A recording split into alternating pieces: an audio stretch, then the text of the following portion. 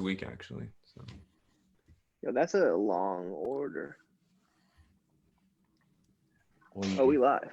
We getting ready to be live, I believe. Oh no, they got this little time delay, so we're probably live.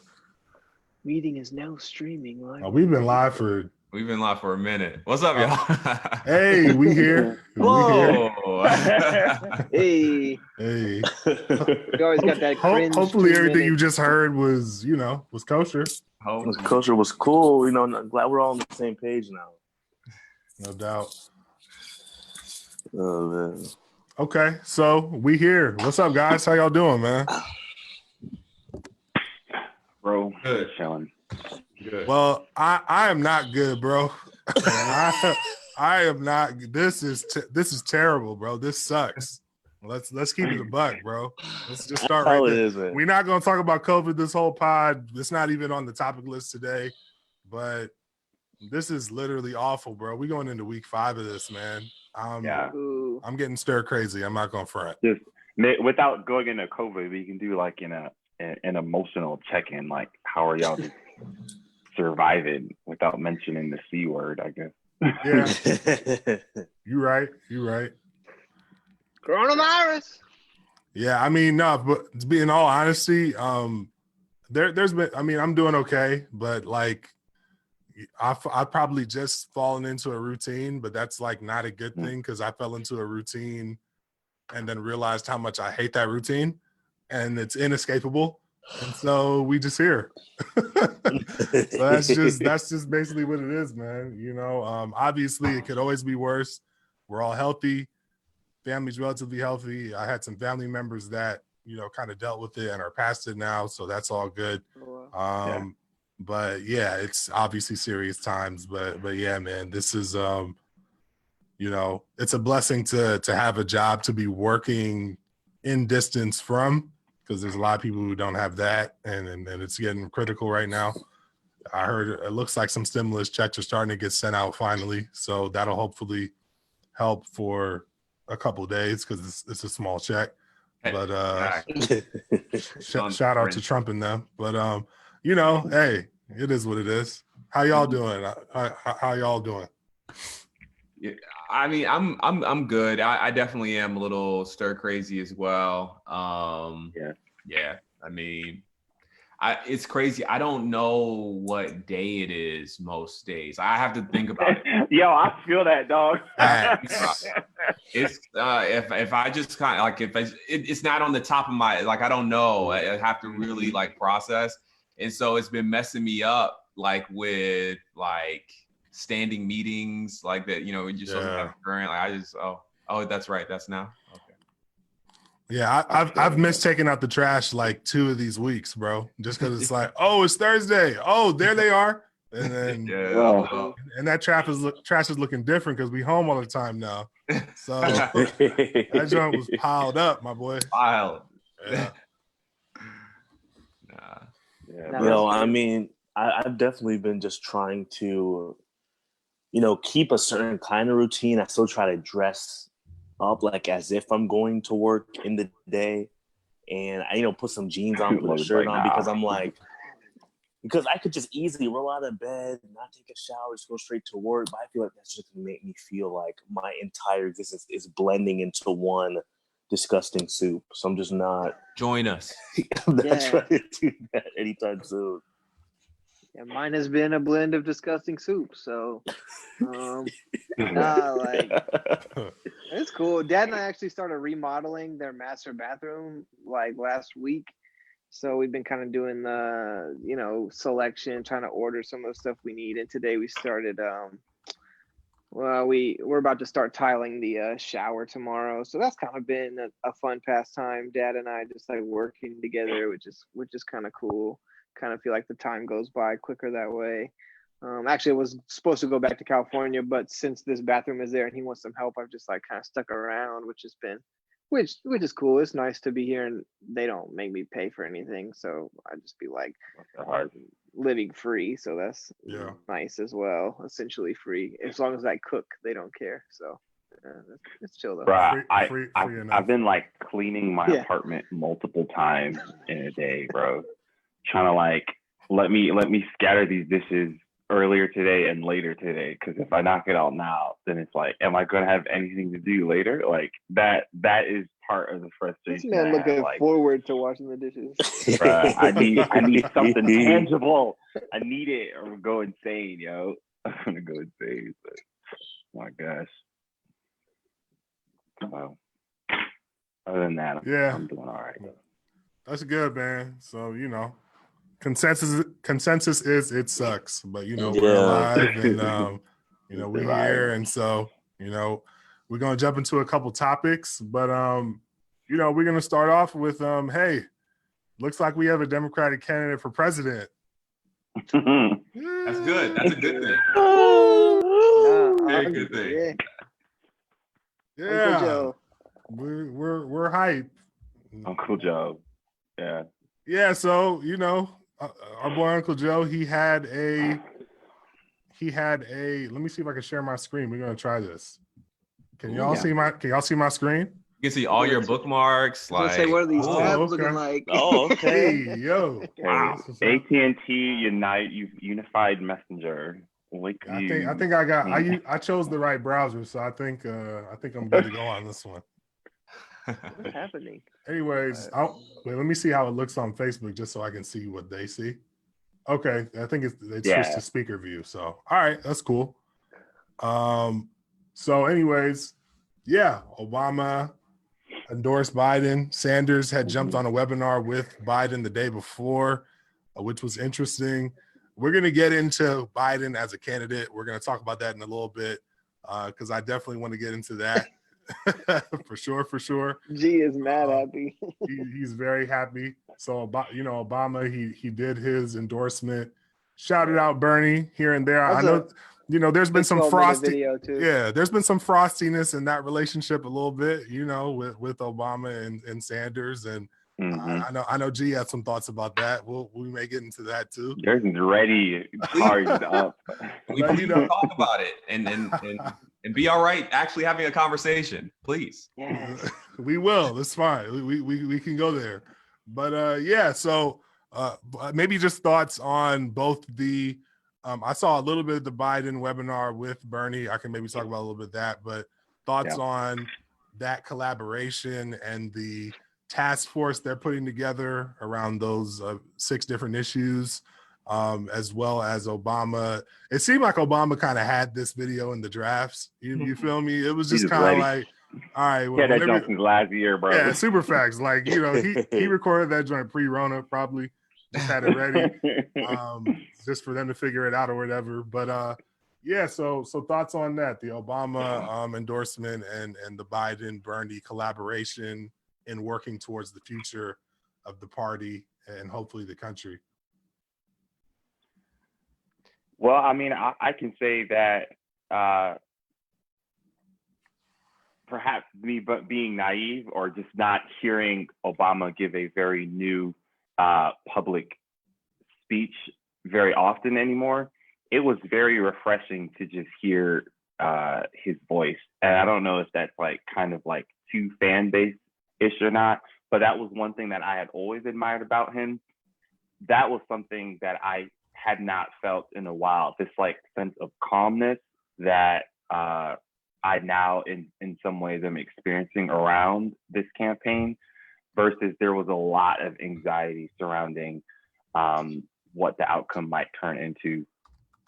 I think for some odd reason, we can, probably think about how long he had it in the draft or if he was planning to endorse Biden all along and whatnot. But I do feel like there is a level of authenticity that I can connect to, whether it is me connecting with my parents on our difference in politics, or even in our group chat where our difference in politics, where there is this the need of reminder to look at this conversation and say, you know what, if we agree on 70% of these issues and disagree on 30%, we're still on the same team here. And I think sometimes that can get a little lost with the conversation because that 30% gets so magnetized. But it's like, I don't know. I personally needed that reminder that like we're still on the same team here, even though we do not agree 100%. So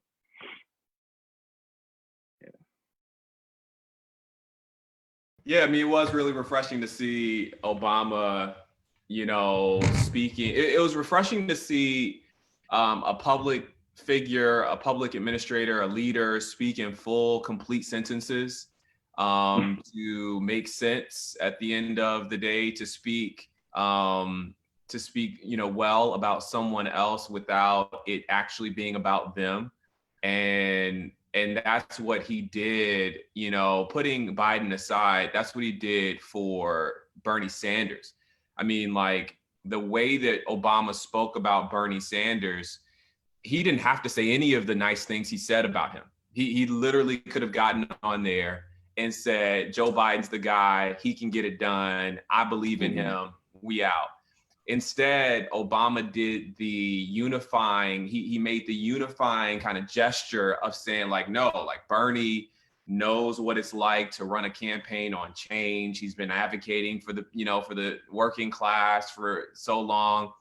And those like kind of what Adrian's getting at, those olive branches to say like, no, wait a minute. Like Joe Biden is still, the most progressive nominee we've seen out of the Democratic Party, like to say those kinds of things allows for the party to begin to kind of coalesce and unify behind him. Yeah. It's refreshing to see. I do think, this is a point of contention amongst us. I think that there is a large group of individuals who Obama just gave an olive branch to, and Joe Biden is also making some of those same kind of gestures. I think there's a large group of like that, those Bernie Sanders hardcore supporters who have been indoctrinated to believe that, no, we are not on the same team. And that's been the conversation from Bernie Sanders for so long that it's going to be hard to like, let's just go in a totally different direction all of a sudden. So, it's kind of hard to, it's a little disappointing, but I like that they're trying. Yeah.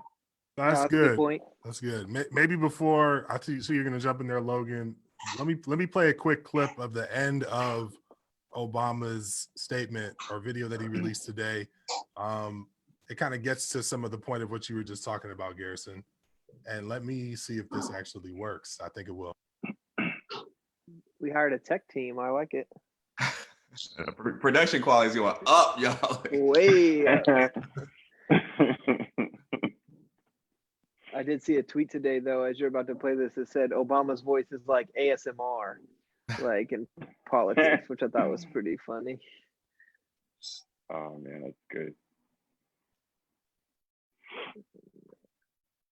We can't even hear you talk no more, Nixon.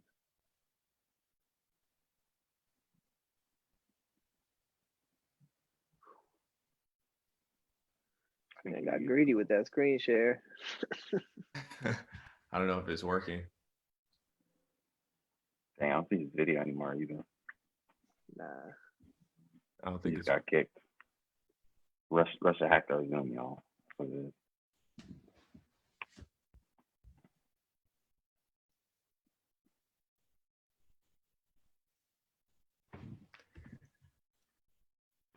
Yeah, I don't think it's okay. Yeah, I don't think it's gonna happen, guys. Nah. I don't think it's gonna work. That was a good try. Nah, yeah. But you can put the link in the comment section. We will do. This joint almost like fully crashed. I panicked for a second. I'm not gonna. There would be seven people that would be very upset. No, you muted yourself, Nick. Yeah, go ahead, Logan. No, like I think one thing that I found interesting was, Bernie Sanders, it clearly came with a conversation before this all happened. He said in his video that they had been talking for weeks about this. So they were clearly saying, hey, Joe, where are you going to go left for me to come and get my base to support you more so than they did in 2016? And I really like that. I think that's great. But Joe Biden, they were talking today about how he was the least funded finalist the whole time, the whole campaign. He was not bringing in money, but he was always the leader, and no one really understood why other than name recognition. And I understand why, because he ran off of one idea for the entire time. And it realizes that, some people want this new thing or this new thing, but a lot of people in 2020 want to beat Donald Trump. And Joe Biden has said since the beginning of his campaign, I'm going to beat Donald Trump. And Bernie Sanders realized a few weeks ago, Joe Biden's going to beat Donald Trump. And Barack Obama realized today, Joe Biden's going to beat Donald Trump. So the party is kind of rallying around this idea that, okay, we may disagree on this or that, but in reality, we want to beat Donald Trump in November. And if we're going to do that, we're going to need, Obama, which the GOP hates that he's a black man and the most popular politician that we've seen in modern politics, but he got behind the man. Bernie Sanders, who's the most popular left, far left liberal in the party and in politics. And so, they kind of all got behind this guy that's, unfortunately going to be 78 when we inaugurate him, if we do next year. But it's this reality that they said, hey, our goal was to beat Donald Trump, and we're going to do whatever we can with whoever we have to beat Donald Trump. And that's just how it is. Yeah. Nah, I think that's good. Let's get into Biden as a candidate. Hey, I'm just gonna be up front. I'm gonna be capping on Twitter between now and November 2020 because I will not be talking about Biden's flaws or anything like that. So I'm just gonna get it off my chest today because he's the guy. Like Logan was just saying. I'm gonna be clear about something here, and hey, this is on Facebook, so you can chop this up, send it wherever you want. The current president of the United States is an existential threat to our democracy, point blank, period. If what's happened with this COVID-19 crisis has not opened your eyes to that, then you cannot see, and you cannot hear, and you're just unwilling to really open your eyes and understand what's really happening in America, in our world right now. So to be frank with you, any competent adult other than Donald Trump is my pick right now. Like that's a fact. And I'm not saying that to degrade Joe Biden. This is really a separate and aside from a conversation on him for right now. But our current leadership is a threat to our way of life. And if you haven't noticed it, remember that you are quarantined right now. And we maybe couldn't have avoided that, but it didn't have to go the way that it's been going, where we're still trying to figure out if and when we're going to hit a peak on this pandemic, what the economy is going to look like, what all the various implications are going to be. I think we just need to be clear on that on the front end. This is not to degrade Trump supporters. Y'all do what you got to do. People support candidates and whatnot for their different reasons. But by any objective measure of a leader and of a president that I've seen and that I'm aware of, if you're aware of others, drop them in the comments. He's been an abject failure. And we have to do everything possible to ensure that November 2020 is his last month at the reins of projecting forward into our future. He needs to be winding things down between November and January, not ramping them up. I see Garrison want to jump in.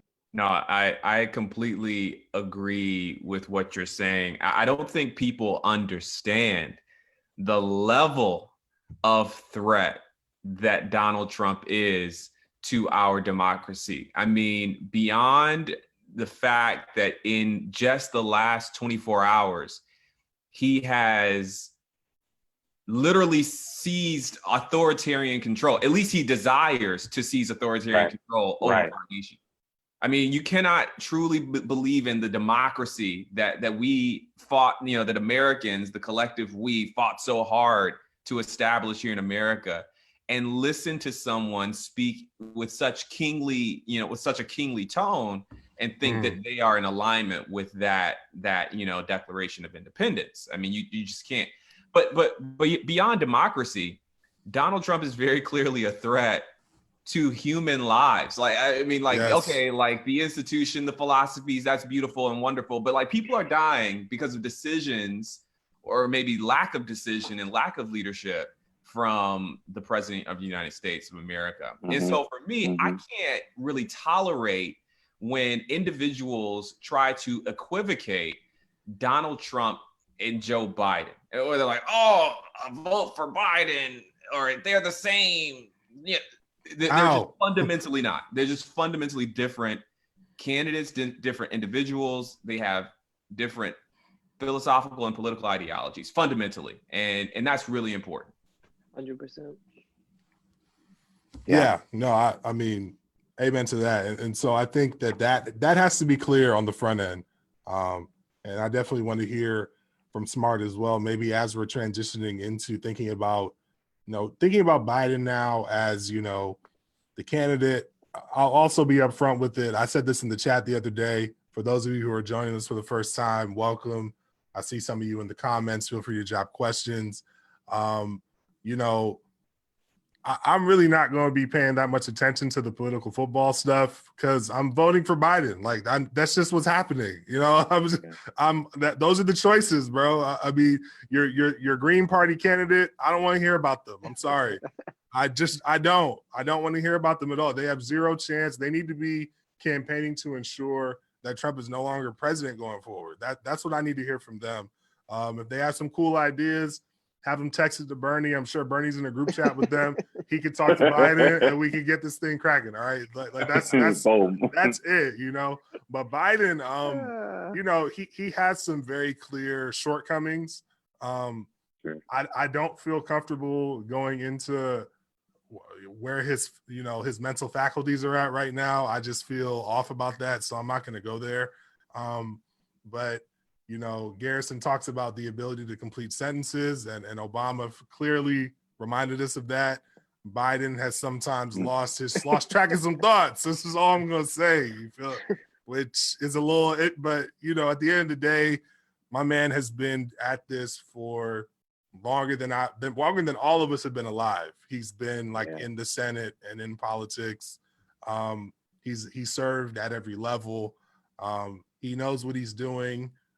He will restore some modicum of normalcy in our foreign relations. I think that's probably one of the bigger pieces of the puzzle that we don't always recognize because it doesn't always impact us until we're in something like a global pandemic. But I think, it's not really even an argument, at the end of the day. But he's not my A pick. I didn't go into this really championing him. So how do we work through this space where pretty much all of us on here are, in a space where, he's not necessarily our number one A candidate or whatever, but he's the person that we're going to have to rally support for. If that's your thing. I know some of us in here, in the comments, maybe they don't vote or whatever. I mean, hey, but for those of us who vote, how do we wrestle through that? Jordan, you're muted. You're muted, Jordan.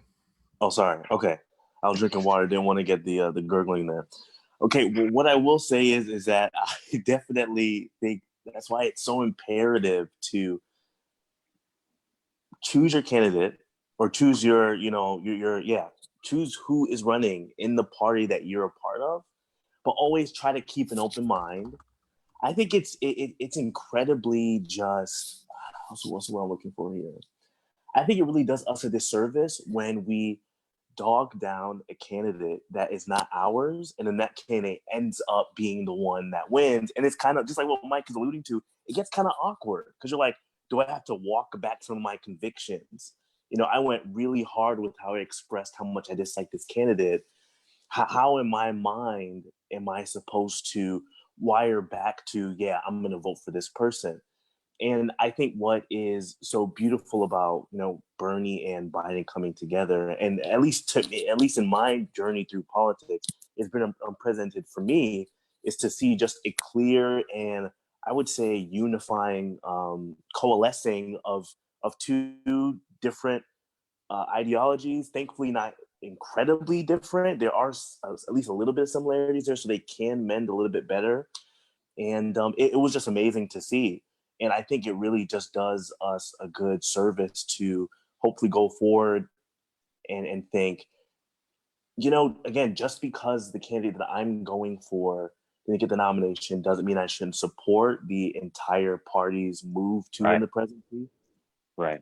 And when I am trying to choose a candidate, like seriously, dog, like keep an open mind.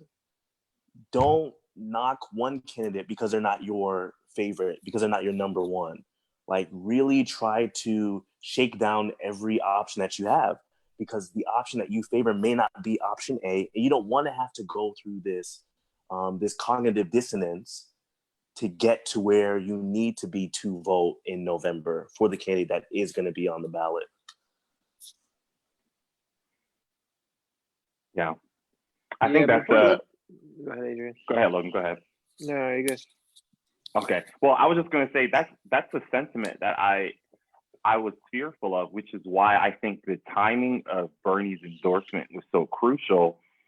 I did see a lot of that sentiment online where, as much as I would have preferred Bernie, like he is a very polarizing person, and whether it's him speaking those words or whether it's a group of his supporters speaking those words, when he doesn't get the nomination, there is that, like Jordaan is alluding to, this inability to walk back on the harsh criticism that a lot of his supporters gave to Biden, where you now you back yourself in this corner where like, I just like crucified this candidate for months. Will I lose my credibility if I now then go and vote this person? No, I can't risk that. So I'm going to choose to not vote in this upcoming election. And that is where I think some of the problem is, because like Garrison and Nixon are saying, Biden is your best choice here for securing some safety in all spectrums of our country right now. And that, I think, is something that I applaud the way people like Obama and Bernie have guided in supporting Biden, because we do need to come to that realization. Biden is our best choice right now to repairing some of the damage that we've seen in the last 4 years. Mm-hmm. No, that's true. But the question was, is Biden like, what are the, if he's an electable candidate, like what are some of the pros and cons? Yeah, how do we feel about him? Yeah, to be honest though, like when you look at this group chat, none of us are excited right now, and we're even discussing this thought in our chat, because we're not excited about Joe Biden being our choice. I know a lot of us wanted Elizabeth Warren, a lot of us liked Bernie Sanders. I would say, rest in peace to all of those political careers, which is sad to me. But like in the end, like we didn't want that. And I'm gonna be honest, I was good with voting for Joe Biden until most recently, when a woman named Tara Reade had come forward and said, this man sexually assaulted me back in 1993. And like this, for me, as a person that tries to stand as a vocal voice for, Me Too and trying to stand up against some of these situations, I went from, all right, cool, I can vote for a 77-year-old guy, I guess, if I have to like, wait, now I gotta pick between Donald Trump, who is like 18 to 22 times alleged rapist, or Joe Biden, who now has a rape accusation allegation as well. Like, I'm like, wait, this is who I have to, this is my choice. And I went from like excited to like just disappointed to saying like, wait, like y'all don't like Bernie Sanders. But one thing I've said about Bernie Sanders since he became a hot seat candidate in 2016 is that his supporters have been kind of trash. Some of the people that he ran against, but the one thing about him is integrity has always been there. He's always been a person that's wanted the best. He's not had a track record of making like really bad choices.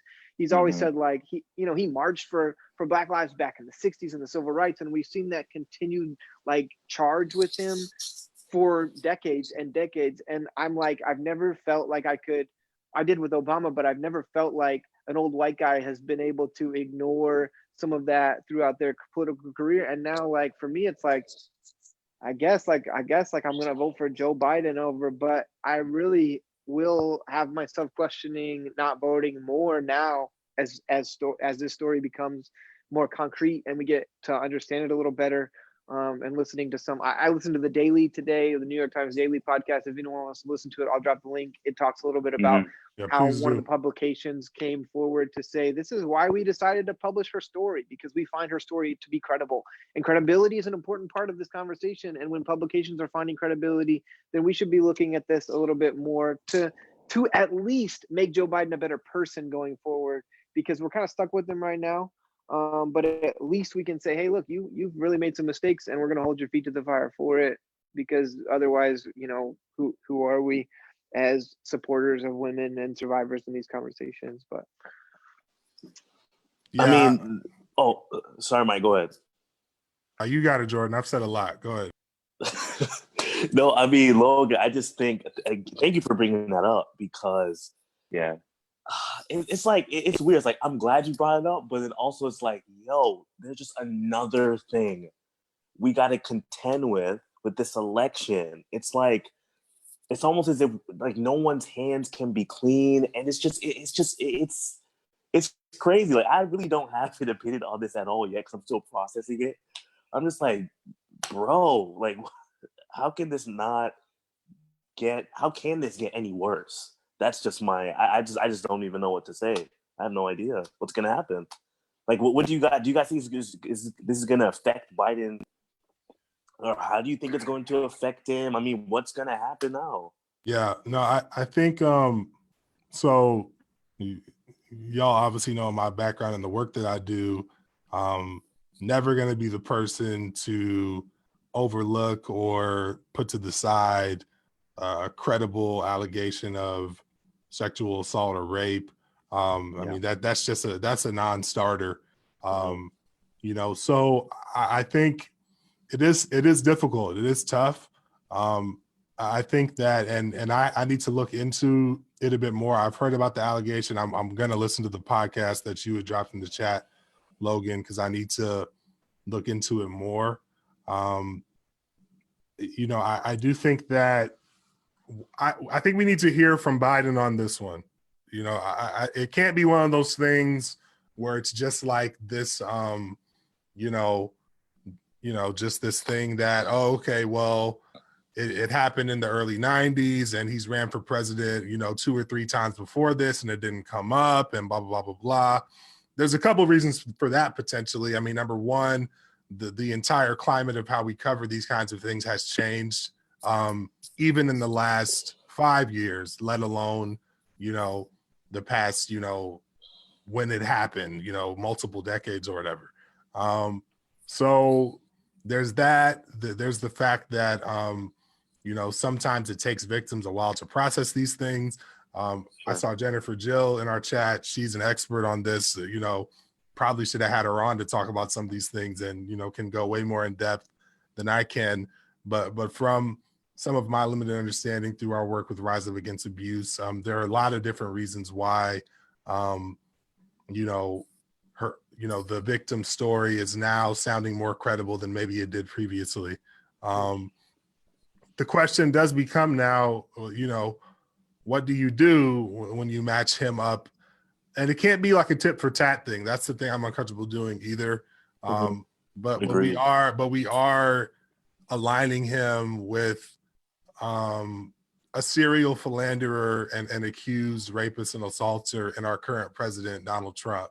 Admitted assaulter at that. Yeah, admitted. Right. Bragged. And braggadocious proudly about it. So that in no way minimizes what Biden needs to account for at all. But it does remind us that we are a part of an imperfect system, which is the United States of America on a number of different levels, governed by imperfect people.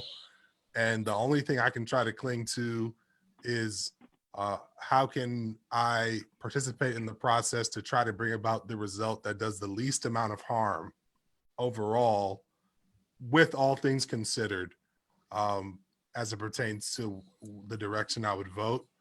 And that's about that's the best we can do as it pertains to us voting. But as it pertains to holding someone to account and wanting them to really take ownership of the things that they've done and not gloss over it. That's something that we have to do consistently, whether Biden becomes becomes president or not. Mm-hmm. I think in some ways, the conversation, obviously we are, there's 5 of us in here. So we were 5 guys, 5 men talking about this conversation. Someone in the comments definitely mentioned like, yo, y'all need a female's perspective. And I agree with that. Yeah, Bianca, shout out to her. I went to high school with her. So shout out to true? Bianca. We may need to pull you on here, Bianca, no doubt. But go ahead. Yeah, so that's super, very valid and probably something we should look into, like, who, we should add in or whatever. But, I will say that, like, it's going to be, thinking about this, acknowledging that privilege and all that, and then thinking about this amongst the American electorate, I really think this election in many ways is going to be more of a referendum on Trump than pro Biden. And that's sad, because I think in the conversation, that means that a potential victim, I know, like we just said, the conversation is going to grow and things are going to come out, and hopefully Biden eventually speaks to it. That potential victim will likely be kind of pushed to the side of the conversation by the American electorate, because people are essentially so passionately against Biden's presumptive opponent that they would be willing to ignore that to vote for him. And what's really unfortunate, and the kind of theme that I see developing here, is that imperfect systems like the political system that we exist in often pull you into the mud. And by that, I mean, in 2016, people pretended or acted or maybe even believed that Hillary Clinton was so fundamentally and foundationally bad as a person that they were like, I'm willing, because she's so bad, I'm willing to vote against her. It seemed as though it was more of a referendum on Hillary Clinton. Lesser of two evils. Yeah. I'm willing to vote against her, and that means voting for Trump. Yeah. And that's the pigsty. Trump is the mud. Yeah. And now 4 years later, we find ourselves in some way. I am in no way equivocating. I don't think that Trump and Biden are on the same level and all. I don't. That's not the thing. But the motivations are somehow contagious and there's a contagion element to it, where now 4 years later, we're like, okay, anything to get this guy out. And so let's say it's true that Joe Biden did sexually assault Tara Reade. I think you said her name is Tara Reade. I haven't read or the articles yet, but Tara Reade, somehow it comes out that he did actually do this. It is legitimate. It is, something to be believed. I feel like American people might find themselves in the same situation, in a similar situation on that, because if it's true, no, he's trash, right? Like that's terrible. He doesn't deserve to hold political office if true. And unfortunately, we may never know whether or not it's true. And that's, probably where a female's voice, a woman's voice would be really valuable here. It's like, how do you navigate that little bit of tension that exists as well? So all around really tough position that the American people find themselves in. No, absolutely. And thanks for bringing that in again, Logan. I think that segues actually quite well into another question that was brought into the comments. Because of course, I think it was. We should just continue. Sorry, go ahead. I was just gonna say, like, just to speak to that, our intentions here. This is a group chat of conversation. We're just a couple of, like, the reason for not bringing different people on is we're just a group chat of text messaging. So like, it's not like we're just a couple of friends. So and I'm not gonna be the dude to pull out like credentials, but as the DNI guy in the chat, I would never intentionally exclude a woman's voice. And so this is only like kind of a show. This is our third time doing it, and so we'll see what it branches into. But absolutely, I mean, we always need a woman's perspective, and that's big, and that ties into one of the questions in the comments around who Biden's potential VP pick may be. Of course, in the last debate that he had with Bernie, I don't know if he intended to do this, but he let out that if he were to be the nominee, the VP pick would be a woman. And so taking him at his word, you know, what do you guys think would be some good picks? I did see a Harris for VP pick in the comments. Kamala Harris has been a name that's been floated. Some folks have said Warren. Some folks have said Gretchen Whitmer, who's the governor in Michigan. I think it might be a little too soon for her personally. Shout out to her though. You know, no real smoke for real. You know, I had some disagreements with her on some other stuff, but that's a different pod. But you know, who do y'all think would be a good pick? G? I'm gonna say this. I think whoever he picks, you know, it's so many tensions that exist in this whole conversation, right? Like Black people brought Joe Biden back from the dead, period. Joe Biden would not be where he is if it's not for the Black community, period. Super facts. So that has to be said. And politics is all about quid pro quo. I mean, we all knew this inherently, but thankfully Donald Trump brought that to the fore.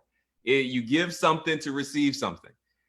The Black community gave Joe Biden the nomination, a second chance, the second win.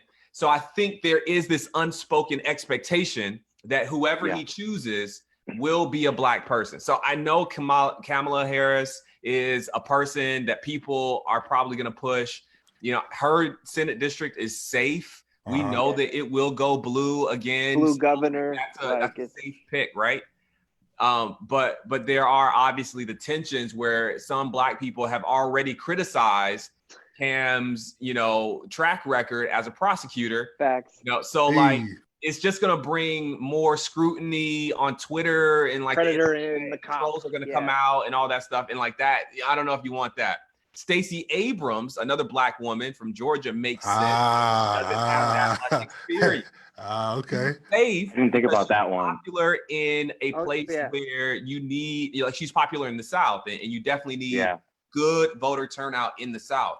But she's definitely inexperienced, and it was kind of, Joe Biden did indicate to a staffer back in November or December, back late last year, that he would only seek one term.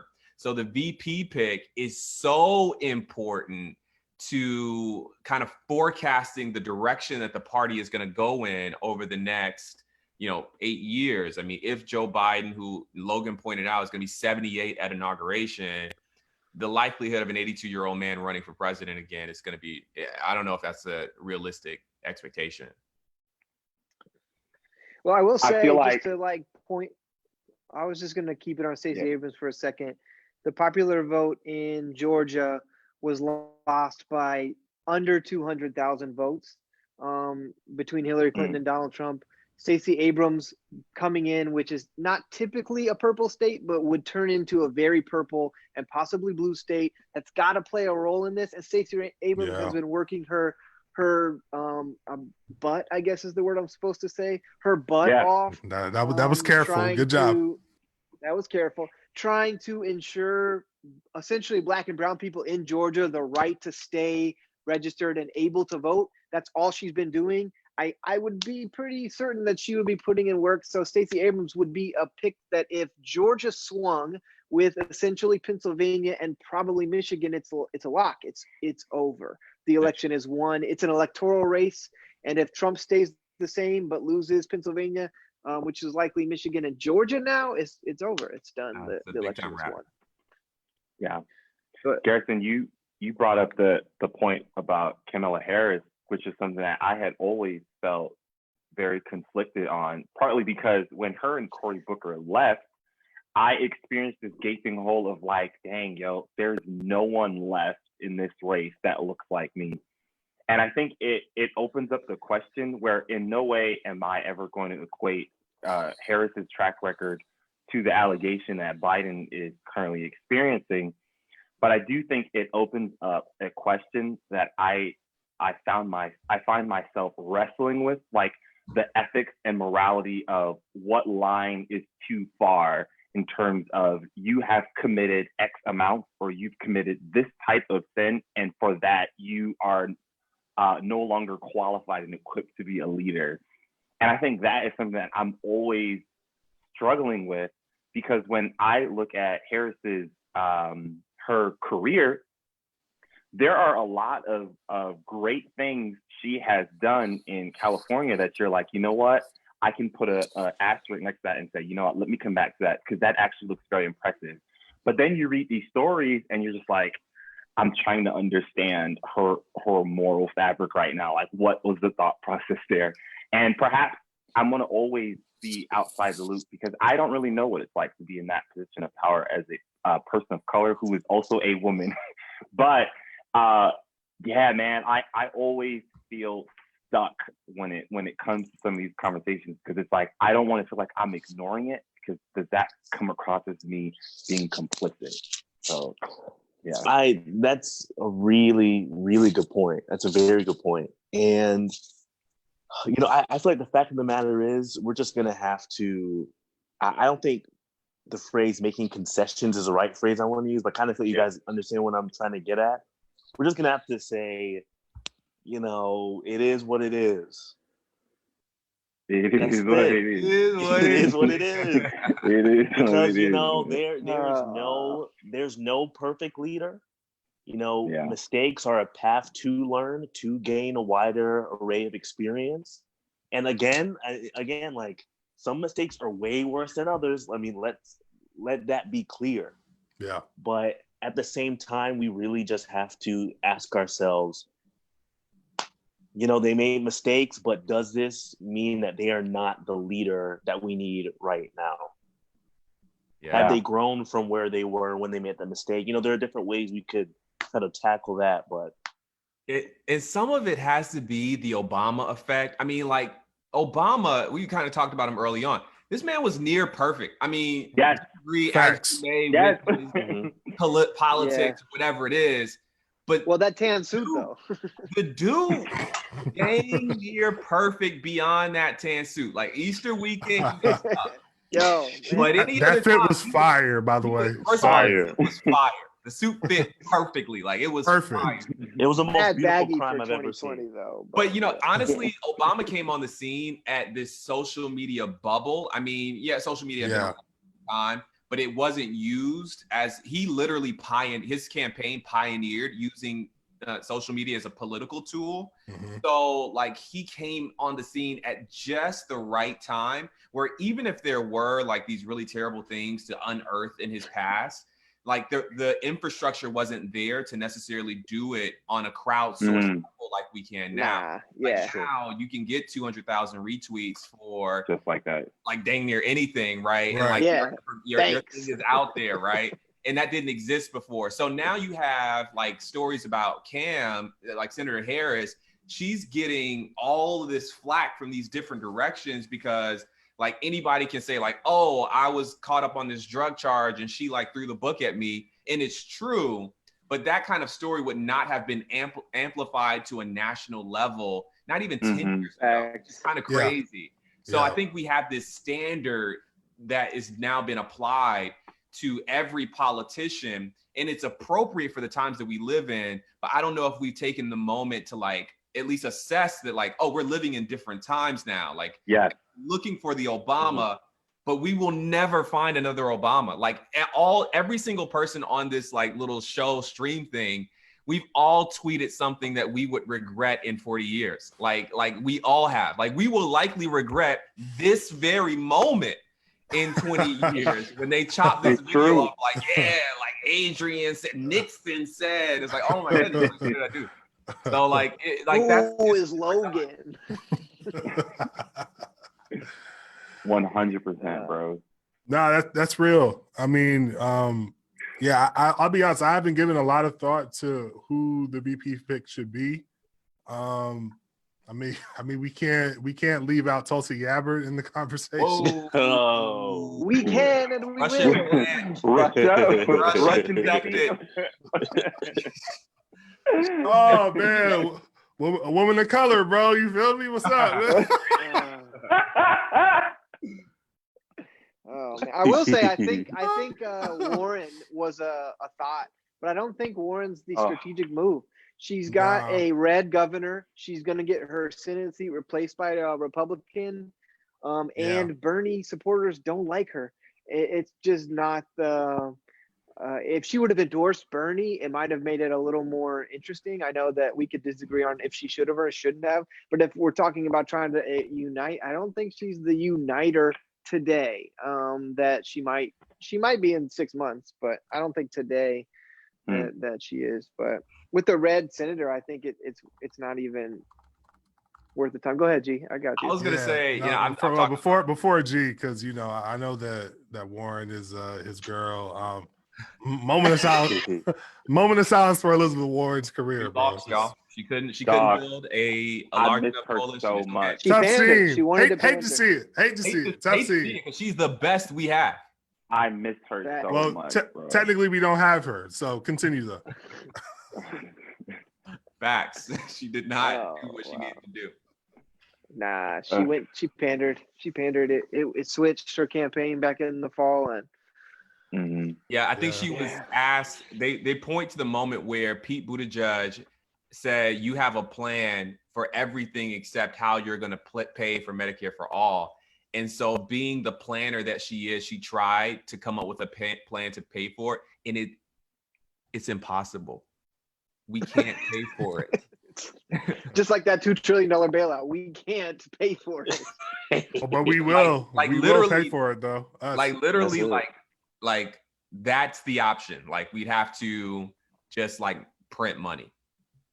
And the person who's like for Medicare for all, I recognize that we currently do not have a way. No one's presented a clear way to pay for that. And so she died on that hill. Yeah. Yeah. I do wonder if this. Oh, actually, I do want to say just super quick, just walking back just a little bit. I will say the Obama standard, which I think is a great phrase that we should continue to use.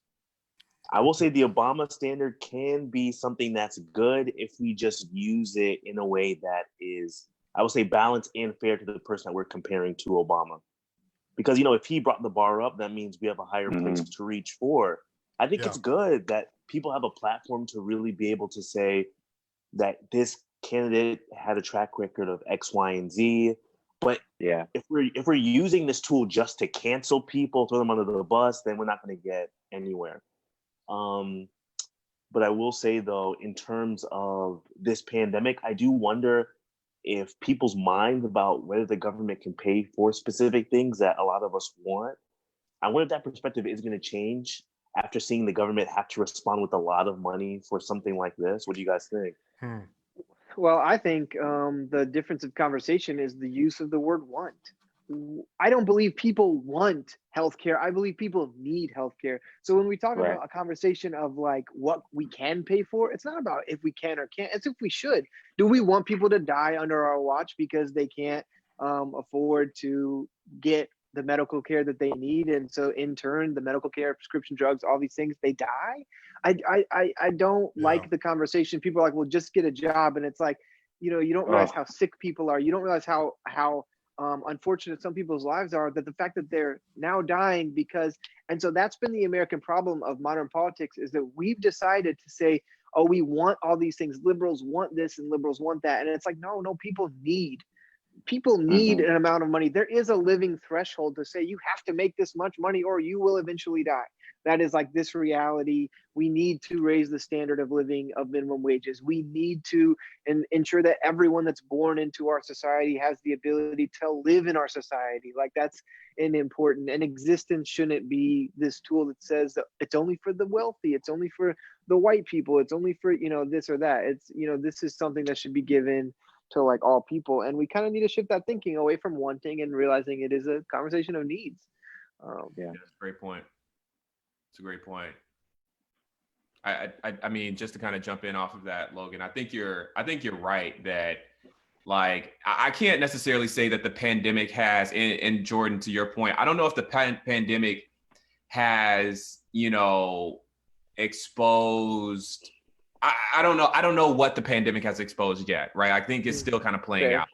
But I do think, there are so many people who were like acutely thrown into crisis, and we saw the government kind of like respond.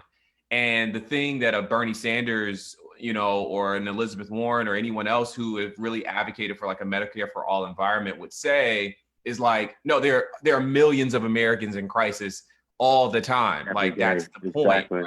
And I think that's a really cogent argument. It's a good argument. I think where it's hard to have that conversation is how do you get something like that done? How do you what's your strategy to actually make that change and to actually implement it? I think there's so many, kind of psychological and cultural barriers, like telling a person that they can't have private insurance, like those kinds of things, like completely getting rid of private insurance, which I'm not entirely sure anyone was actually advocating for. There's some debate there. But I think it's a hard conversation to have. And you have to really think about how do you bend the entire political system toward making that happen. Yeah. I think that's good. It looks like, and Jordaan, he's keeping track of the comments. Is there a question in the comments that you want to bring out, Jordaan? Yes, Garrett, I'm glad that you ended where you did, because I think Carl's question's a little in the realm of what you're talking about. His question is, gotta reshape. What we have to do to get Medicare for all passed is we really need to reshape the medical industry to pay for it. And his question is, do doctors get paid too much? So it seems like he's kind of questioning or even calling for, is there a massive we need to have a massive reshape, a massive overhaul to really actually consider the value of certain services. I would assume that is what he's talking about. So what do you guys think about that? I think it's an interesting question. I'm definitely not an expert on like the cost of the medical industry, other than that my premium is way too much, and and I'm still paying a bunch out of pocket beyond that when I need to get medical attention or prescription drugs. And so, I mean, part of what's been talked about, I mean, I have done some reading into all of the overhead expenses and costs that the private insurance companies' engagement in the process causes. So I think dealing with some of that overhead and some of the ways that they trumpet up these costs will maybe help, from the consumer perspective, being us, things be a bit more affordable and cost effective. Because what we're actually seeing right now during this pandemic is that a lot of specialists who are doctors and physicians, you're hearing about doctors' offices closing down. So we have a lot of physicians who don't work at a hospital, and, a lot of outpatient services and things of that nature.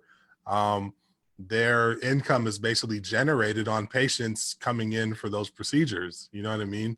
So a lot of them aren't getting your typical like big money salary. I feel like it's also sometimes the same perception we have about attorneys. There's this assumption that all attorneys make this large amount of money, where in reality, particularly in the early part of your career, that is not the case. You're working at a nonprofit, or you're working as a junior associate at a firm, or whatever the case may be, or you're working for the government, and you're not getting that much money. And so I think that there obviously are a lot of physicians who are making a good amount, but I don't know if that's the source of the medical industry being too expensive. Yeah, that's true. Go ahead. Go ahead. I just saw it. I mean, I was just kind of poking into like the question then becomes essentially not if doctors are paid too much, but should the government regulate how much doctors are paid? Because right now we don't have a regulation. It's regulated by hospitals and the ability to say this this physician brings in this amount of revenue to our hospital, our healthcare system, and so we're willing to pay you this much. And if that hospital said they'd pay you 10% more, we may match that. I think there's a lot of that. I think I've seen numbers that pretty much agree that I think American physicians are paid on an average about 100K more than other countries. Now, I think there's a little conversation to be had to say that that is than other like advanced countries, not like all societies, but other countries with high cost healthcare and high quality healthcare. I think the conversation though really starts to say that if we start to make public health or public education free and affordable, we can drop the pay, because you're not needing to make that much more money to pay off massive student loans if we're starting to provide education for people. And actually, we're starting to probably then see people as doctors that live in communities that are poorer, that are saying, I had a road trip and a roadmap to get into the medical field. And I don't care about making massive amounts of money because my dad wasn't a doctor. I'm not here to do it for money. I'm here to do it to help people. And I think some of those things could start to actually maybe shift the conversation a bit. But I mean, I agree with generally what's been said. I'm never going to say that I think doctors make too much money or something like that. I don't think that's for me to necessarily say. For sure. When they could save my life. And then I'm like laying on the table and they're like, oh, you think I make too much money? Like, let's talk about that. For your Twitter. I'm not going to necessarily go there. I think the issue with healthcare is really more so on a legislative perspective. And I think legislating the salary or determining, how much a doctor should make, I think that's probably going in the wrong direction. The direction is those big pharmaceutical companies that are lobbying on Capitol Hill to make sure that they continue to make a lot of money. And that's the problem. And everything else is kind of a trickle down. It's an outlet from that problem. The salaries aren't the problem. It's the fact that our senators, that our lawmakers are completely bought. And that's why I really like the plans of certain people, former presidential candidate Elizabeth Warren. R.I.P. Rest in pieces. She had like she had a great candle here. How to make sure that money in politics is much more it's much more regulated and ways to take those people out. And in doing so, then the will of the people matter, right? And like we all know that some type of expansion of Medicare, whether it's Medicare for most or Medicare for all, that's a popular idea in America. It's popular amongst both liberals and conservatives. So if the voting public is able to say, this is what I want, and they're in their senator or their congressperson's ear and they're hearing like, oh, this is what the people want, they're going to vote for it. But when the larger voice is that of the kickbacks and the money going to the PACs that then go to your offshore, that then go to your kid or whatever it is, like the money, it influences it in a negative way.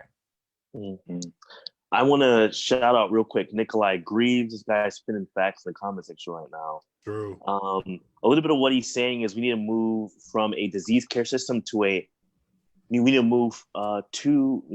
from a disease care system to a healthcare system.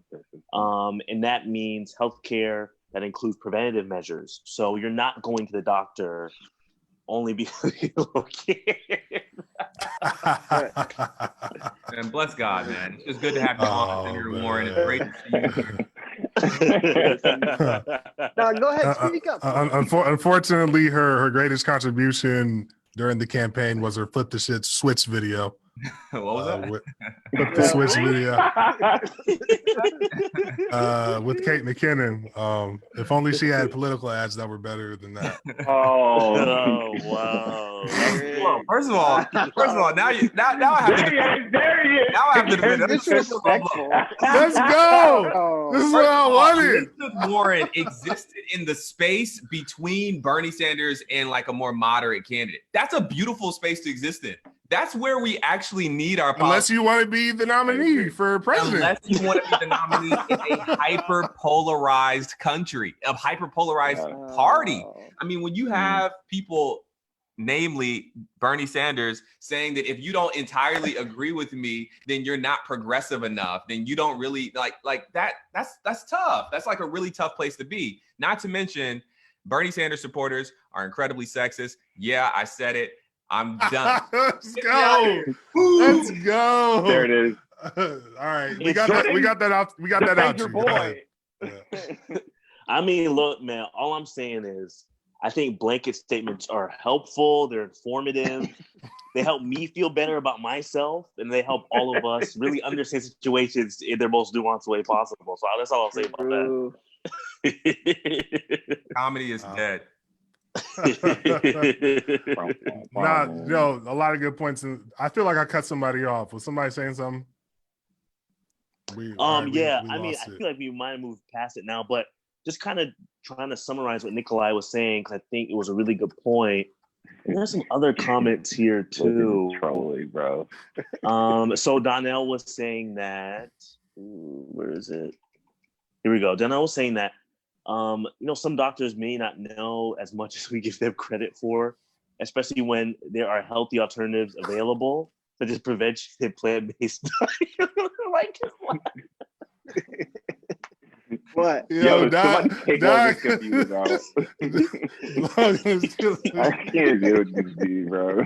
Oh This guy is- man, now I got a lot of smoke for doctors. Okay, my bad, bro. But on that note, though, I mean, if you needed to get brain surgery, would you still go to Ben Carson? That's No. a good question. Oh, 10 out of 10. yeah. No, Let's get into that. absolutely not. Hey, Honestly, he's a world-renowned neurosurgeon, bro. But now that we know what we know. All right, would you I rather have Ben genuinely Carson or don't Cuba know. Gooding Jr. Jr. give you the Oh, brain that's surgery? tough. Oh man. 'Cause I truly do not understand a person like Ben Carson, where he was like a hero to so many Adventists, specifically Black Adventists, right? Hero, But bro. then, like, he goes on CNN and he talks about, like, so many men that go to jail come out gay. What do you think happens when they're there? And it's like, what are you talking about? What are You we- sound I what are can't believe you insane. did that. That's amazing. And that, Oh I'm my just- goodness, bro, that was I'm watching wild. this like, you were a brilliant mind. Surely you have greater critical thinking skills in that head of yours without coming to these ridiculous thoughts. And that makes me question his intelligence now. So when Garrison's like, Yeah. I'm not going, I'm like, absolutely I'm not going to him. I'm like, I don't trust him anymore. Something's off there. He went from literally regarded as the greatest surgeon in history to Literally. like he was in textbooks. Like people that go through med Oh school my God. and become surgeons are taught about Ben Carson surgeries to like a failed politician. Like, Bro. Hate to see it. Hate to see it. I mean, look, if I get knocked on my head for whatever reason, I don't know. I leapt from somewhere, massive brain injury. Ben Carson, the only option. It's like, bro, I don't agree with your politics, but fix my head. Yeah. Somebody has to fix Has his he head first. lost that itch though? I don't. But here's the thing. Look. I mean, what, dude? Are we saying that his political affiliations have degraded his surgical prowess? Like, No. It's not his political affiliations. I see cognitive decline in Ben Carson. I hear about that.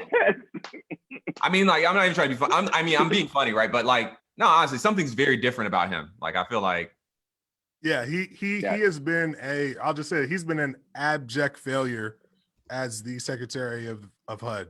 He's been awful, bro. I have a background in housing. Dude, he and Donnell said in the comments, he's in charge of HUD right now. He should be one of the people at the forefront of this. That's right. Wasn't he a part of one of those little what those sideshow press conferences Trump does every day? He's sitting there like a bump on a log. He didn't even say anything, bro. Bro, he was falling like- asleep in one of them, man. Yeah, what's up? Like, who is this guy, bro? Like he's Like, doing fam. nothing right now, man. It's Provide just zero terrible. insight. Yeah, speaking of mindless content, because we're winding down here. This has been a fun conversation, but we got to get into something that's a little bit lighter before we jump out of here. I got to switch my background for this discussion. Let's go. We're gonna get into this Tiger King discussion. The man, the myth, the legend. Let's go. Man, We Joe out here. got it, man. Joe got it for president, man. Shout out to Lord. facts. He tried it too. You know, He tried. did. he got closer as tried. governor. I hate you, Logan. Oh. This we go to the background thing. I mean, There why you go, not, bro? Garrison. Why not? Why We not? will We might do as it. well, bro. Here we go. So shout out to Jennifer Jill again. She had asked earlier in the comments, why has Tiger King been so impactful, or why has it resonated so much with millennials and Gen Zers? We talked a little bit about it. I feel like, was it in episode 1 or was it last episode? Last episode. Just some of the intrigue with it. So maybe y'all could talk a little bit about that, like what has been sort of captivating about it. I think for me, real quick, it was just the fact that this was just a completely different world. I knew zero about any of this. I mean, you know, Yeah. I'm sure Logan knew a little bit about it, but for the rest of us,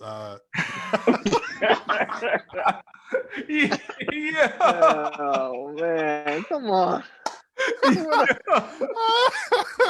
I couldn't resist, bro. I couldn't resist. Awful. Logan knows but- the Tiger. I don't know, bro. Yeah, but what? Talk about some of the intrigue. Yeah.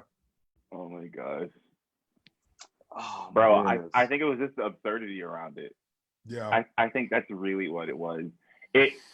I'm trying to wrap my mind around a group of people, and not to be too polarizing, but like a group of white people that may not experience too much traumatic systemic experiences or marginalization in their lives. It's almost as if like they had to create a problem for them to experience some type of hardship. Where the absurdity around it is like, these two people are fighting over tigers. It's just hard for me to wrap my mind around it. And I'm watching this like, yo, it must be nice to have that kind of problem in your life and nothing else. Like, I don't know, bro. It's just so absurd. That's really what it is for me, bro. That's facts. I think people liked it for some of the same reasons they like seeing people on like Instagram Live or like Facebook Live. I think Live is like really popular, not because the content is interesting, but because it's somewhat unfiltered. It's like, yeah, you all have not like code switched or like it's very raw and crazy. Like okay. And I think that's what Tiger King was. Like, it was like kind of what Adrian said. It was so bizarre. It's a section of the country and the world that I went to Southern. And I still didn't meet any of those Tiger people. Like, I didn't meet a single one. They're there, bro. They just ain't They're there on around. the super low key. They're the Miami. The Miami people are actually the Tiger. That's hilarious, bro. All right, Dude. so no, go ahead, Jordan. Go ahead. Yeah, I just gotta say real quick, man. Number one, the show, I finished this show in like a couple of days. Right when the last episode ended, I got up from my couch and this joint was trash. I went to bed, okay? Because I'm like, bro, you know why it's trash? I got so tight. Everything happened, and they had this little whack text with just a little bit of facts on how the Tigers are doing. Like, yo, this documentary is not about Tigers at all. And what's funny is I read an article by the New York Times, and they did a whole, they looked into the making of Tiger King, and the director, I can't remember I think it's Eric Good. The director said that this was supposed to be the Blackfish for big cats. And if everyone doesn't know, the Blackfish is essentially a huge documentary that was essentially a big magnifying glass on the big, I guess I would say, big fish industry at SeaWorld, these fish shows. It was so moving to people. SeaWorld stopped having big fish shows, big fish. And it's just wild how I feel like that's what just got me kind of upset, because I'm like, yo, we're just making trash. Honestly, some white people got time, just like what Adrian was alluding to. They're not oppressed. They have time to waste. They don't have to worry about the stuff we worry about, bro. They're like, yo, we can just spend our time, our existence playing around with cats and getting weird tattoos. That's it. That's a fact. Although I will say, I was intrigued to learn that you could get a tiger for only $2,000. Not that bad. Right? It's not bad. Cheaper than like a French bulldog. That's cheaper than a French bulldog. Like Yeah, spend that's two kinda grand to risk your life. Not bad. Why not? Hey, shout out to Josue Sanchez in the comments. Carol Baskins definitely did it, bro. 100%.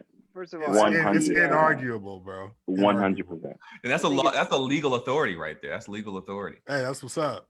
I think it's important that I chime in as a person, Yes. as a person of The person of non-color. of no color, Non-color.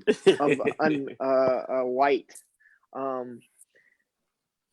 Yeah, I didn't watch it. I tried. I did the first episode. It was boring. I was like, yes, white people are weird. They do a lot of very weird things. I'm not going to spend this many hours watching weird white people. Like, I don't know. I guess I probably know white people are that weird. So I'm just like, related to. I shouldn't say no. I should say related to white people that do very weird things. Yeah. So like, it's just a whole show cringe. I don't like it. I mean, I actually thought that the characters were interesting people. I mean, they were definitely. I fell asleep. Definitely interesting. I don't know. I never Ozark. I never got the. You said they're from Ozark. I was watching Ozark. Oh, Ozark. I got you. And I just couldn't That's take fair. all the crazy white people. Like, it was too much. Yeah. Logan, real quick, who would you rather be married to, Wendy Bird or Carol Baskins? Wendy Bird kind of, I could mess around with some Wendy Bird. You know what I'm saying? Oh my god. All right, please, Garrison, go ahead. Let's get away from this as soon as possible. Let's go, Wendy Yeah, so Bird. delete. Mike, this is your fault, Mike. This is your fault. I didn't think that's where he was gonna go, bro. It's your fault, man. Oh my goodness. No. Oh wow. Well, speaking of cringe content, connected with a Tiger King. Boom. They're about to create a miniseries, guys. Wow. Lord. So we gonna run through this real quick. I think you guys are gonna love who's playing Carol Baskin. So Let's do it, man. I'll read a little bit of this. Story of Joe Exotic and Carol Baskin is going to be brought to life by Kate McKinnon and the team at UCP. Of course, Kate McKinnon is on Saturday Night Live. Amazing. She's amazing. And so she will be playing Carol Baskin. Oh my. I'm with it. Oh my. That's gonna be good. Kate McKinnon is I'm Carol with it. Baskin, folks. How we feel about that? She This is so literally fast. she plays every popular white woman of the time. Like, she is just Literally. She's our Amy Poehler. The range. She got a lot of range, bro. Tina Fey and Facts. Amy So Poehler. much She's range. like She those two, transforms. Yeah, it's good. So I that's can't her. wait for it, bro. They haven't figured out who's gonna play. Shout out, man. We stand. Joe Exotic. We stand, bro. Free my man. Dedicated with that mullet, Free bro. Joe Exotic. Free Joe Free Exotic, my man bro. Joey, bro. Free my man Joey, Yo, bro. somebody Oh, asked man. Trump about a pardon or to look into it. I Like, did hear about that. Yeah. Oh man. no! Don't give him any ideas. Oh, Please my don't. No gosh. pardon. I'm begging you. So Kate McKinnon is Carol Baskin. Then we got the first husband, Channing John Tatum, Finsley. but I think they're kind of trolling at this point, but they say Channing Tatum, Rasheed LaBeouf. But they got that idea from John Finlay. He said about them, they've always had a special place in my heart. He did a shout out to my distant cousin. She died of stage 4 brain cancer. Oh my goodness. I think she's Damn. talking. I don't know which one of them she's talking. An odd, dark twist. Yeah, that got darker than I thought. It got dark. Can we hold on the darkness just real quick? I'm just gonna hold right here on the darkness. I just kind of want to pause. like some Darth Vader type energy, bro. I just want to say that, like, poor people in this country might not have to deal with systemic racism, and poor white people, but there were some systems that certainly like disadvantaged these white people, like the drugs and like Sure. the criminal justice system and the fact you get out and you have nowhere to land. Like some of that stuff was at play, and I just like I'm whatever. Like I feel like it's okay to acknowledge that like these people were certainly on the wrong end of our American capitalistic system, and it was kind of unfortunate to watch it play out. So that's For sure. Yeah, I appreciate that, Garrison. Yeah, Logan feels seen. That's Logan's pouring white. Finally feel hurt. How do you feel, Wendy? So they're talking about who will be the next who will be the Tiger King? Who's going to play Joe? They dropped some names in here: Dax Shepard, Edward Norton, Ben Stiller, yes, Michael Keaton, Ben Stiller. Y'all think Ben Stiller would be the guy? That's the one. He needs to bounce back, doesn't he? What has he been in? I mean, Adam Sandler hasn't made a movie in a while, so Stiller. Andy Samberg would be really good too. Andy Samberg. Okay, that wouldn't be bad. That wouldn't be bad. Wow. What about Joe Exotic as himself, bro? Like, let's get him on back, man. Get him on an early release work program, something like that. You feel me? Halfway House. You feel me? Oh, man. Put the Halfway House on the studio. Right? I mean, why not, bro? What you mean? Who can play Joe Exotic like Joe Exotic? Nobody. He's one of a kind, bro. He's one of a kind. Let's do the you have Tim McGraw do the voiceovers for the country music. You know what I mean? Oh my gosh. Yo, some of those songs was catchy. Those are actually hitting. I'm not gonna front. This guy, who can play him, bro? Oh, dude, he's the worst. Oh my goodness. He's pretty bad. Larry David. A literal cult. Yo. That's it. It's a real deal cult, bro. Literally, it's so whack. This dude is very problematic. They talking about Will Ferrell, Jim Gaffigan. Is this a comedy? Will Ferrell. This must be. I mean, it might be it has to be a comedy if Kate McKinnon's playing Carol Baskin. I mean, we're gonna be laughing the whole time. Yo, Nikolai said The Rock should play this dude. Should play who? Play Doc. he would probably love that. That dude loves him some him.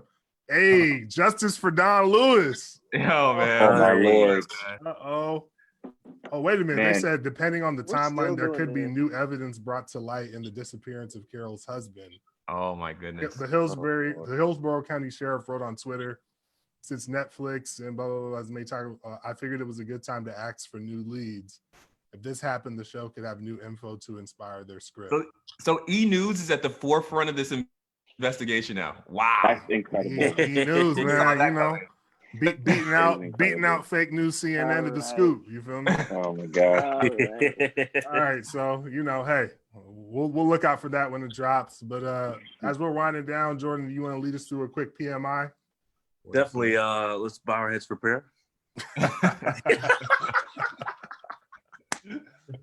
Oh man. Okay, so this is usually how we end our show. PMI, of course, stands for piqued my interest. We're just going to go around and we're going to talk about what has piqued our interest in the last week. We actually welcome you guys to share that same thing in the comments. For those that are still watching with us, we're going to start with Logan, and then Garrison will follow. No, go ahead, before they go real quick, I just saw Jordan Hargrove in the comments said, I'm like 30 minutes from Tiger King and my dad actually knows him. Oh, nah. Wow. Jordan that's a flag and right or there. your father, we need to get you on the show next time, bro. Are you available right now? Literally, I could drop you the link right now, low key, but nah, go ahead, That's Jake. crazy. Is it me? I guess it's me. Yeah, go ahead. Yeah, so I've just been kind of chilling with the fam for the last week. Unfortunately, picking out marble tile for my parents' master bathroom that we're remodeling has piqued my interest a lot. But yesterday, I'll give a shout out. It was my cousin Haley. I call her House. It was her birthday. She turned 20 yesterday. So we did the Chick-fil-A drive-through. That was a really good time. But as far as I'm kind of caught up in the third season of Ozark right now, trying to kind of peek through that. And I watched the show.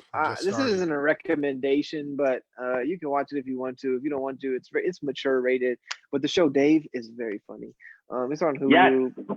Mad inappropriate, but Logan, you are my guy, but I think that show is hilarious. So yeah, maybe I'll get my ministerial credentials revoked here. I don't have those anymore. So yeah, like very funny show. I recommend if you like to laugh. Kind of weird balance. Someone told me, and I agreed with it, that if I was a rapper, I would probably be like Lil Dicky, which is kind of I don't know how to feel about. But he's like this very odd and quirky white rapper that kind of tries to be just a normal white guy that's a pretty good rapper. And I thought that it's kind of a fun.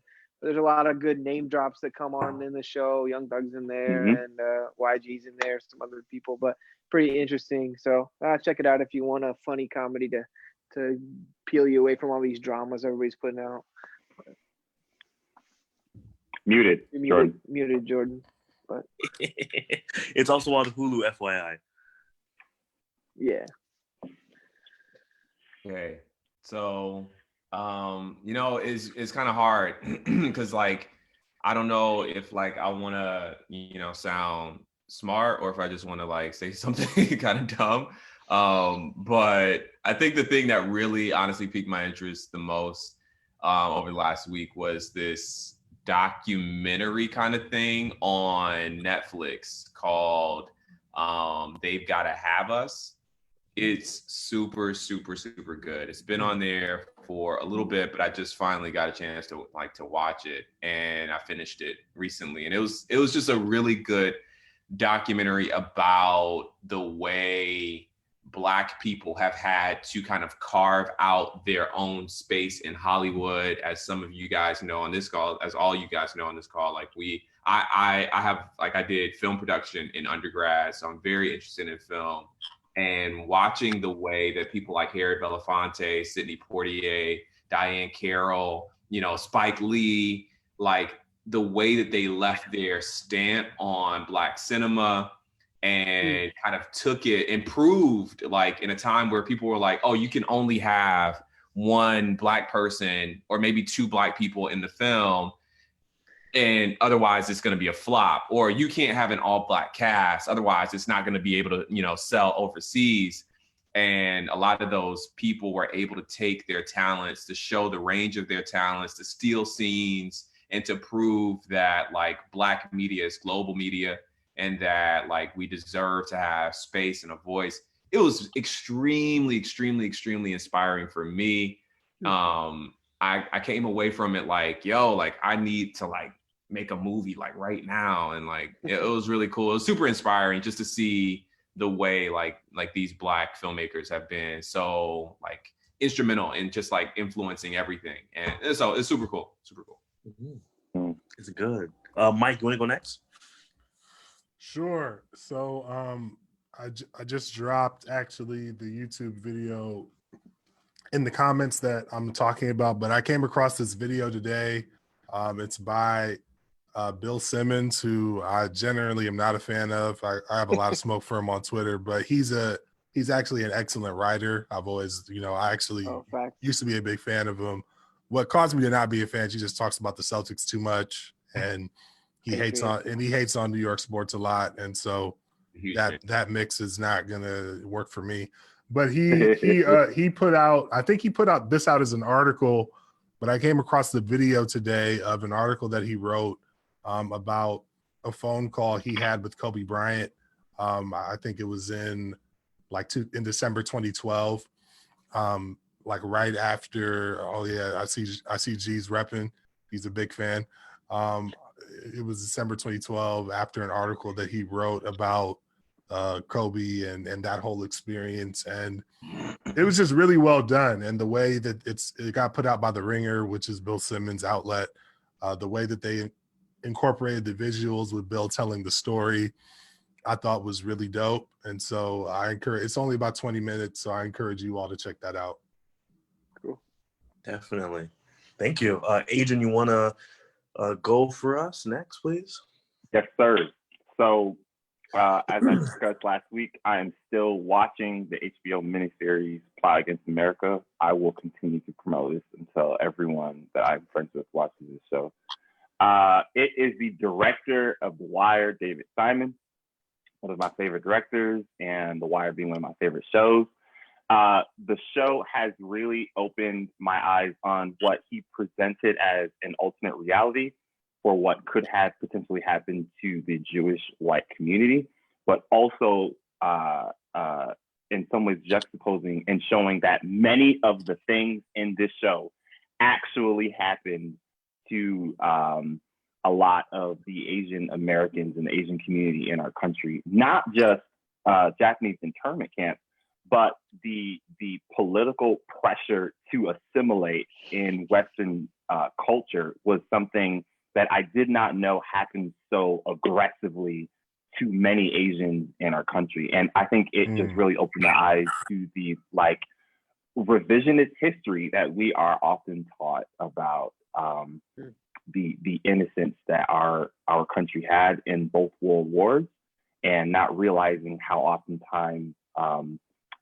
prejudice is like a direct result from war. And yeah, man, it's been really good for me to just kind of open my eyes to that side of America. That's good. And that show, just to make sure you guys know where to find it, it's on HBO. And then I'll just go last. Of course, I'm the only one left. So today, very randomly, I just decided to put on some Coltrane, which I absolutely love. And it's an album that he released in 2018. It's called Both Directions at Once. And the first song in that on that album is called Untitled Original 11,338. And the reason why I love this song, and the reason why it really at least spoke to me today, is that it just showed that Coltrane was a musical artist that tried to push the boundaries of jazz as much as he could. And in this song, he is taking a standard, jazz melody, standard jazz concept, and he is just modulating in all kinds of directions every single second of the song, every single time he's even in a solo. And it's just incredible to see. And it's just so interesting seeing music speak to me in a way that lyrics just can't. Just the sound, the expression, just the way, again, that he is able to just zip through so many notes, deconstruct, reconstruct his own playing style in a single song is absolutely amazing. So if you like jazz, if you like really just digging deep and seeing these kind of unreleased tracks, some of your favorite jazz artists, I would definitely recommend that. Awesome. Dope. Well, thanks everyone for sharing. Thanks for coming on the show. We went a little overtime this time. We got a little caught up, but thank you all for sticking with us and joining us. Carol Baskin. Yeah, she needs to be in jail for sure. But shout out to everybody again. Stay safe. Donnell. That's the homie. Yeah, Donnell. Always. Donnell. I'll at you. Shout out to Gabe Morales. He did drop a little greeting in there for Jordan. That's Jordan's biggest fan. Any parting words for Gabriel? You got to shout him out every episode. What's up? Yo, look, man. Gabriel said salutations. I say greetings. Okay. All right, y'all keeping it civil today. All right. He roasted you for being on mute, but whatever. Yeah, that's a fact. I didn't even catch. Shout out to Marshall reached out though. Watch it. That's my guy, my mentor. I love him. That's my dog. For real. For sure. Shout out to him, man. He kind of corny sometimes, but that's the homie. You know He taught us about drinking in church. That's another episode. All right, y'all. Have a good one. We out. Hey, see y'all. Peace, fam.